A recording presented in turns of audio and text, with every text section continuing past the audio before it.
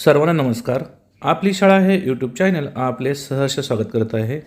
दिनांक 31 मार्च 2026 शिक्षण संचालनालय माध्यमिक व उच्च माध्यमिक यांचं पत्र आहे. राज्यातील शाळांची पटपडताळणी करण्याबाबतचं नक्की या पत्रामध्ये काय सांगितलं ते आपल्याला समजून घेऊया. तत्पूर्वी आपण जर आपली शाळा या यूट्यूब चॅनलवर नवीन असतील तर सर्वप्रथम या यूट्यूब चॅनलला सबस्क्राईब करायला विसरू नका. चला तर सुरुवात करूया आजच्या व्हिडिओला. पहा, या पत्राचा विषय आहे राज्यातील शाळांची पडताळणी करण्याबाबत. आता यामध्ये नक्की पडताळणी कशाप्रमाणे होणार आहे ते आपण समजून घेऊया. इयत्ता 10वी व इयत्ता 12वी विद्यार्थ्यांची पडताळणी करण्याची आवश्यकता नाही. बोर्डाच्या परीक्षेमधील विद्यार्थी उत्तीर्णही ग्राह्य धरण्यात येतील. बोर्डाच्या परीक्षेमधील विद्यार्थी उपस्थितीही प्राधान्यक्रमाने ग्राह्य धरण्यात येणार आहे. त्यामुळे इयत्ता 12वी व 10वीच्या विद्यार्थ्यांची पडताळणी होणार नाही, आपण लक्षात घ्यायचं आहे. त्यानंतर 2, शैक्षणिक सत्र 2025-26 मध्ये इयत्ता 11वी मधील विद्यार्थ्याच्या वार्षिक परीक्षेतील मराठी, इंग्रजी आणि भौतिकशास्त्राच्या विषयाच्या परीक्षेच्या दिवशी पडताळणी करण्यात यावी. तर 11वीच्या संदर्भात दिलेलं आहे की परीक्षेच्या दिवशी म्हणजे मराठी, इंग्रजी आणि भौतिकशास्त्र ज्या दिवशी पेपर असतील त्या पेपरला जे विद्यार्थी उपस्थित असतील त्यांचा ग्राह्य धरण्यात येणार आहे. 3, इयत्ता 2री ते 8वीच्या वर्गाच्या बाबतीत राज्य शैक्षणिक संशोधन व प्रशिक्षण परिषद महाराष्ट्र पुणे यांनी आयोजित केलेल्या नियतकालिक मूल्यांकन चाचणी म्हणजेच पॅट परीक्षेच्या दिवशी म्हणजेच 11 एप्रिल 2026 व 15 एप्रिल 2026 आणि 22 एप्रिल 2026 रोजी करण्यात यावी. तर 2री ते 8वीची जी विद्यार्थ्याची पडताळणी होणार आहे ती म्हणजे पॅट चाचणीच्या दिवशी म्हणजेच 11 एप्रिल, 15 एप्रिल आणि 22 एप्रिल रोजी करण्यात येणार आहे.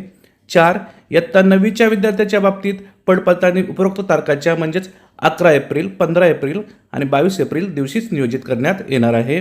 तसेच राज्यातील सर्व शाळांमधील पडताळणी दिनांक 11 एप्रिल 2026 ते दिनांक 15 एप्रिल 2026 व दिनांक 22 एप्रिल 2026 या 3 दिवशी करण्याच्या अनुषंगाने इयत्ता 9वीचे मराठी, गणित, इंग्रजी या विषयाच्या वार्षिक परीक्षेच्या अनुक्रमे दिनांक 11 एप्रिल, 15 एप्रिल आणि 22 एप्रिल रोजी आयोजित करण्यात येणार आहे. हे देखील आपण या पत्रानुसार लक्षात घ्यायचं आहे.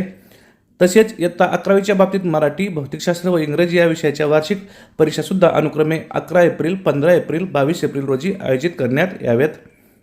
जेणेकरून राज्यातील सर्व शाळांच्या इयत्ता 2री, 8वी, 9वी व 11वीची पडताळणी उपरोक्त 3 दिवशी पूर्ण होणार आहे. 7, राज्यातील शाळाची पडताळणी करण्याच्या अनुषंगाने स्टुडंट पोर्टलला HM log in, cluster head log in, BO log in, EO log in वर सुविधा उपलब्ध करून दिली जाणार आहे.